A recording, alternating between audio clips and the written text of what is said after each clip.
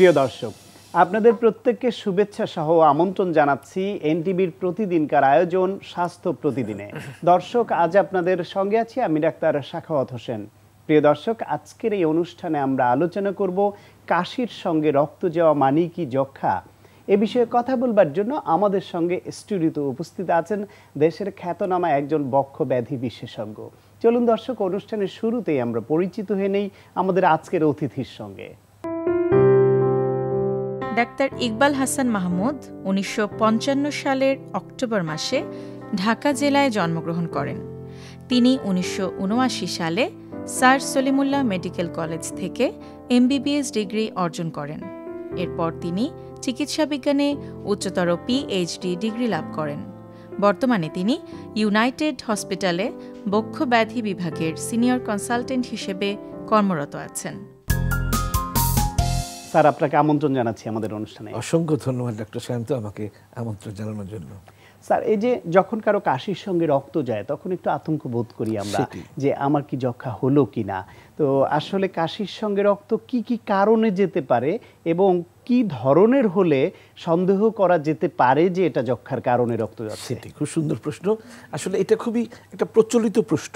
অনেক রোগী আমাদের কাছে আসে যে কাশির সঙ্গে রক্ত গিয়েছে, আমার মধ্যে যক্ষ্মা হয়ে গেছে। আসলে অনেক অনেক কারণেই কাশির সঙ্গে রক্ত যেতে পারে। তার মধ্যে বাংলাদেশের প্রেক্ষিতে আমি বলি যক্ষ্মা একটা প্রধানতম কারণ। যক্ষ্মা হলে কাশির সঙ্গে রক্ত যেতে পারে, নাও যেতে পারে। দেখা যায় এক্সটেন্সিভ টিউবারকুলোসিস হয়ে গেছে, ফুসফুস অনেক অংশ বিধ্বস্ত হয়ে গেছে, কিন্তু কাশির সঙ্গে রক্ত যাচ্ছে না। তো কাশির সঙ্গে রক্ত যেতেও পারে, নাও যেতে পারে। কিন্তু যেটা খুবই কমন আমাদের কাছে আসে, এটাও বাংলাদেশের প্রেক্ষিতে আমি বলি যে ব্রঙ্কিয়েক্টিসিস বলে একটি রোগ আছে, যেখানে প্রেজেন্টেশনটি হচ্ছে কাশির সঙ্গে রক্ত যাওয়া। অর্থাৎ ফুসফুসের কিছু কিছু শ্বাসনালীগুলো অকার্যকর হয়ে ফুলে গিয়েছে, ওগুলো কোনো কার্যকরী ভূমিকা রাখছে না, ওগুলি জীবাণুর একটা স্টোর হাউসে পরিণত হয়েছে। এই ধরনের ব্রঙ্কিয়েক্টিসিস বলে রোগী আছে, তারা প্রচুর রক্ত যাওয়া নিয়ে রোগীরা আমাদের কাছে আসে। এবং আমরা যখন প্রেসক্রিপশনগুলো পুরনো প্রেসক্রিপশন হাতিয়ে দেখি যে কাশির সঙ্গে রক্ত গিয়েছে, অনেকেই বিশেষ করে কোয়াক বা একেবারে নতুন চিকিৎসক তারা যক্ষ্মার ওষুধ মাসের পর মাস খাইয়ে দিয়েছে, কিন্তু কোনো লাভ হয়নি। কিন্তু এক্সরে দেখলেই দেখা যায় যে একটা ব্রঙ্কিয়েক্টিসিসের রোগী। তো ব্রঙ্কিয়েক্টিসিস এখন প্রশ্ন করতে পারে যে কেন হয়।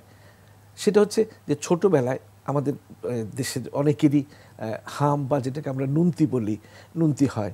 তারপরে চিকেন পক্স হতে পারে, হুপিং কাশি হতে পারে, বা প্রাইমারি টিউবারকুলোসিস থাকতে পারে। হয় কি এইসব যদি রোগগুলি ছোঁয়াচে রোগগুলি হয়, তখন যদি অন্য কোনো অ্যালোপ্যাথি ওষুধ না খাইয়ে অন্য কোনো শাস্ত্রীয় ওষুধ খাওয়ানো হয়, কিংবা অনেকটা গ্রাম বাংলা একটা প্রবণতা আছে ওকে খুব ঠান্ডায় রাখতে হবে, তখন নিউমোনিয়া হয়ে যায়। নিউমোনিয়ার এক পর্যায়ে নিউমোনিয়া থাকতে থাকতে সেই শ্বাসনালীগুলো নষ্ট হয়ে যাচ্ছে। নষ্ট হয়ে গিয়ে ভবিষ্যতে 16 বছর বা 20 বছর বা আরও পরে দেখা যাচ্ছে যে এটা দৃশ্যমান হচ্ছে যে কাশির সঙ্গে রক্ত যাচ্ছে।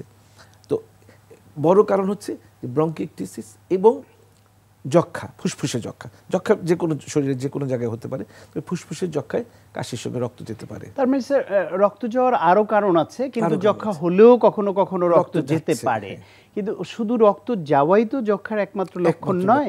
এইটা একটা লক্ষণ, কখনো কখনো হয়, সব সময় হয় না, আপনি বললেন। তো আর লক্ষণগুলি কি? মানে একজন মানুষের যদি যক্ষ্মা রোগে আক্রান্ত হন, কি কি লক্ষণ দেখলে তার সতর্ক হওয়া উচিত হবে এবং তৎক্ষণাৎ একজন বক্ষব্যাধি বিশেষজ্ঞ বা রেসপিরেটরি মেডিসিন বিশেষজ্ঞের কাছে যাওয়া উচিত হবে? ডক্টর শান্ত, যক্ষ্মা হলে একেবারে চোখে আঙুল দিয়ে দেখানোর মতো লক্ষণ কিন্তু থাকে না। কারণ অনেক ধরনের বক্ষর ব্যাধিতেই কিন্তু একই রকম লক্ষণ উপসর্গ নিয়ে রোগীরা আমাদের কাছে আসে। যেমন কাশির সঙ্গে রক্ত অনেকগুলো রোগের কারণে হতে পারে। আমি হয়তো আর প্রশ্ন করলে আমি আরও কিছু ইম্পর্টেন্ট কজ বলবো। রাত্রে জ্বর হওয়া একটা টিপিক্যাল, যদি বলে যে ঘুষঘুষ করে রাত্রে জ্বর হয়, কিন্তু আমার এত বছর অভিজ্ঞতায় দেখেছি যে সব ধরনের জ্বর নিয়ে যক্ষ্মা রোগীরা আমাদের কাছে আসে। অত 103, 104 জন নিয়ে যক্ষ্মা রোগী আসছে। কাশি থাকছে, কাশি তো সব বক্ষ রোগী হতে পারে। তারপরে ওজন কমে যাওয়া, ক্ষুধা মন্দা।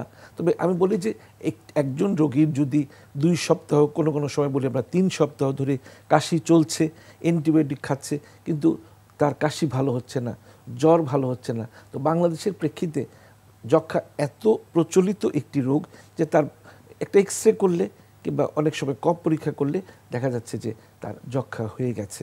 এগুলো হচ্ছে কমন ডিজিজ, কিন্তু এই চোখে আঙ্গুল দিয়ে দেখানোর মতো কিন্তু এরকম লক্ষণ সব সময় ধরা নাও পড়তে পারে, কারণ সব বক্ষব্যাধি মোটামুটি ফুসফুসের বড় অংশ একটু নষ্ট হয়ে গেছে যক্ষা হয়ে, তার তো শ্বাসকষ্ট থাকবে। এখন শ্বাসকষ্ট হয়েছে বলে যদি বলেন আপনি হাঁপানি হয়েছে, তা তো হবে না, যদি হাঁপানি একটি শ্বাসকষ্ট। এখন আরেকটি ব্যাপার হচ্ছে যে ফুসফুসের ক্যান্সার, ফুসফুসের ক্যান্সার হলেও কিন্তু রক্ত যায়, কিন্তু সবসময় রক্ত যায় না। তবে রক্ত যদি যায় তাহলে ছিঁড়ে ছিঁড়ে রক্ত যায়। দেখবেন যে কফ বেরিয়েছে, কফের চারিদিকে একটু রক্তের আভাস দেখা যাচ্ছে বা একটা স্লাইড স্টিকি হেমোপ্টিসিস হচ্ছে। কিন্তু যক্ষা যদি হয় রক্ত গলগুলিয়ে রক্ত যেতে পারে। ব্রঙ্কিকটিসিস রোগী যখন আসে গলগুলিয়ে রক্ত যেতে পারে। আমার চেম্বারে অনেক সময় একেবারে ওই পলিথিনের ব্যাগ ভরে রক্ত নিয়ে রোগীরা আসে, কিন্তু লাং ক্যান্সারের রোগীর যে রক্ত যায় সেখানে কিন্তু এত রক্ত যায় না। আবার হৃদরোগ কিছু আছে, সেখানেও কিছু অনেক সময় রক্ত যেতে পারে। এরকম অনেক অনেক কারণে রক্ত যেতে পারে। স্যার, এরকম লক্ষণ নিয়ে বা কোনো সমস্যা হলে রোগী তো চিকিৎসকের কাছে যাবেন বা হসপিটালে যাবেন, আপনারা নানান পরীক্ষা নিরীক্ষা করে প্রয়োজন মতো রোগ নির্ণয় করলেন। তো যক্ষা রোগের বেলায় ফুসফুসের যক্ষা নিয়ে আমরা আলোচনা করব, যেহেতু আপনি বক্ষব্যাধি বিশেষজ্ঞ। যক্ষার বেলা একসময় এরকম একটা বদ্ধমূল ধারণা ছিল যে যার হয় যক্ষা তার নেই রক্ষা। এখন বলা হচ্ছে যক্ষা ভালো হয় সময় মতো চিকিৎসা। তো যক্ষার চিকিৎসার ক্ষেত্রে আমরা কতটা এগিয়ে গেলাম বা কোন পর্যায়ে আছে? খুব সুন্দর প্রশ্ন।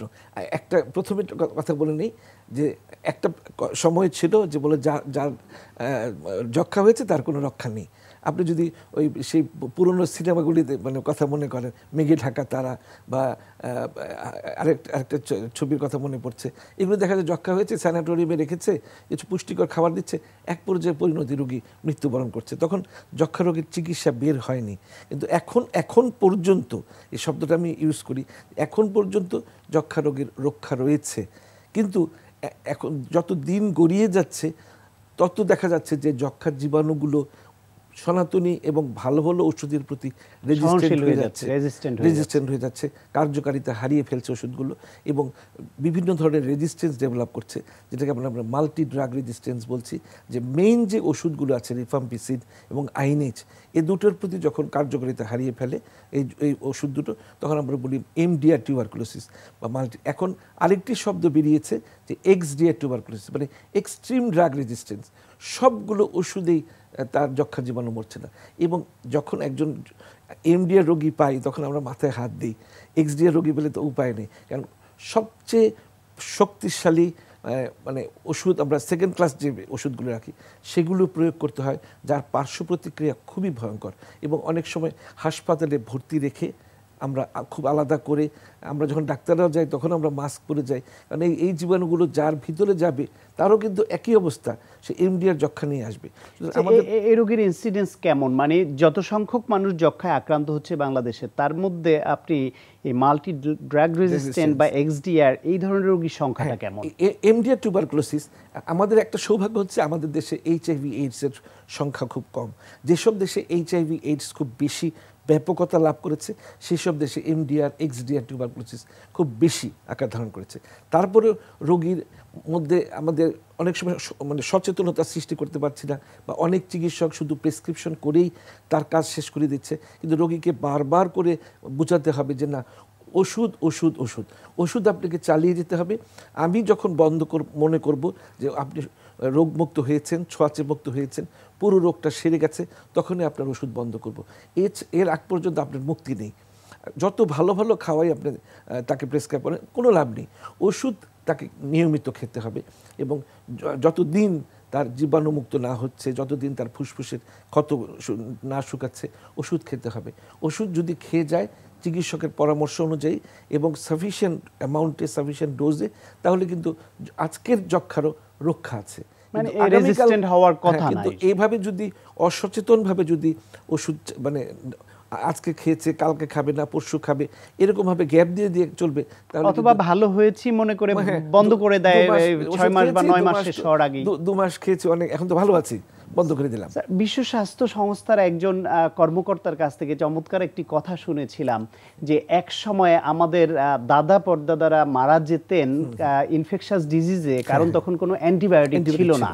কিন্তু যেই হারে অ্যান্টিবায়োটিকের বিভিন্ন ওষুধের মিসইউজ হচ্ছে বা অ্যাবিউজ হচ্ছে, তাতে আমাদের পরের কয়েক জেনারেশনের পরে এমন অবস্থাও হতে পারে যে আমাদের শেলফ ভর্তি অ্যান্টিবায়োটিক থাকবে, তারপর আমরা বাঁচাতে পারবো না। এখন ডক্টর শান্ত, যে নিউমোনিয়া যদি হয়, নিউমোনিয়া পর্যন্ত এখন দেখছি আমরা যে সাধারণ ওষুধে কিন্তু নিউমোনিয়া বা টাইফয়েড হচ্ছে, সাধারণ সিপ্রোফ্লক্সাসিন আমরা টাইফয়েড ভালো করে ফেলতে পারতাম, ভালো হচ্ছে। তো আমরা আশা করছি আপনার এই কথা দর্শকদের মধ্যে যারা দেখলেন, শুনলেন, বুঝলেন, নিশ্চয়ই এইভাবে ড্রাগের মিসইউজ করবেন না এবং সময় মতো ওষুধ খাবেন, চিকিৎসা নেবেন এবং চিকিৎসকের কথা শুনেই ওষুধ শুরু করা বা বন্ধ করা এটি করবেন। আপনাকে আরেকটি ব্যাপার হচ্ছে যে শুধু ওষুধ লেখার মধ্যেই চিকিৎসক সীমাবদ্ধ থাকবে না, রোগীকে বারবার উদ্বুদ্ধ করতে হবে, বুঝিয়ে বলতে হবে। আপনাকে অনেক ধন্যবাদ। আপনাকে অনেক ধন্যবাদ ডক্টর শান্ত, আমাকে আমন্ত্রণ জানানোর জন্য। প্রিয় দর্শক, আমরা শুনছিলাম যক্ষ্মা রোগ এবং তার চিকিৎসা সম্পর্কে অত্যন্ত প্রয়োজনীয় কিছু পরামর্শ। আশা করি আপনাদের কাজে লেগেছে। প্রিয় দর্শক, এই অনুষ্ঠানটিকে আমরা আপনাদের মনের মতো করেই সাজাতে চাই, তাই কোনো পরামর্শ বা মতামত থাকলে অবশ্যই লিখে জানাবেন এই ঠিকানায়। প্রযোজক স্বাস্থ্য প্রতিদিন, এনটিভি, বিএসসি ভবন, 7 তলা, 102 কাজী নজরুল ইসলাম এভিনিউ, কারওয়ান বাজার, ঢাকা 1215। ফ্যাক্স 914338 থেকে 7 পর্যন্ত, অথবা ইমেইল করুন স্বাস্থ্যপ্রতিদিন@ntvbd.com এই ঠিকানায়। প্রিয় দর্শক, আপনার প্রিয় স্বাস্থ্য প্রতিদিনের আগামী পর্বে আপনার জন্য যা রয়েছে, আমরা সারা দেশের প্রতিটি ইউনিয়নের প্রায় প্রতিটি ওয়ার্ডে একটি করে আমরা কমিউনিটি ক্লিনিক স্থাপন করে তার কার্যক্রম শুরু করেছি এবং মানুষের দোরগোড়ায় যে প্রাথমিক স্বাস্থ্য সেবা এবং সাধারণ রোগের চিকিৎসা, স্বাস্থ্য শিক্ষা, এই কার্যক্রম পরিচালিত হচ্ছে। প্রিয় দর্শক, আপনার প্রিয় অনুষ্ঠান স্বাস্থ্য প্রতিদিন দেখতে ভিজিট করুন www.ntvbd.com। এছাড়াও এনটিভির জনপ্রিয় সব অনুষ্ঠান ও খবরের আপডেট জানতে ভিজিট করুন আমাদের ইউটিউব ও ভেরিফাইড ফেসবুক পেজ। দর্শক, আজ এ পর্যন্তই। সবাই ভালো থাকুন, সুস্থ থাকুন এবং অবশ্যই থাকুন নিরাপদে। দেখা হবে আগামীকাল ঠিক একই সময়ে নতুন কোনো অতিথি নিয়ে।